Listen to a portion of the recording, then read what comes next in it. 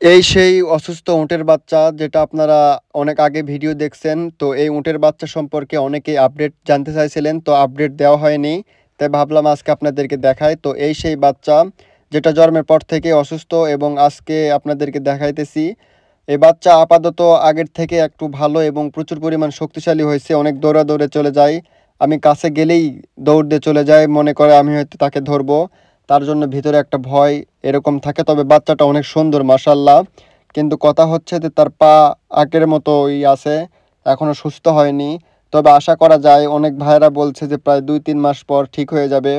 সবাই দোয়া করবেন যেন আল্লাহ তাআলা তাকে সুস্থতা দান করে। দেখতে পাচ্ছেন সারাদিন শুধু এখানে, যেখানে উটগুলো খাবার খায় এখানে শুয়ে থাকে, কোথাও যায় না। আর তার মা দূর দূরান্ত থেকে ঘাস খেয়ে দিয়ে আবার চলে আসে। এখন দুধ খাওয়ার সময় হয়েছে, এসে দুধ খাইতেছে এবং আমাকে দেখে লুকোচুরি খেলতেছে। সবাই পেজে নতুন হলে পেজ ফলো করবেন। সবাই ভালো থাকবেন। আল্লাহ হাফেজ।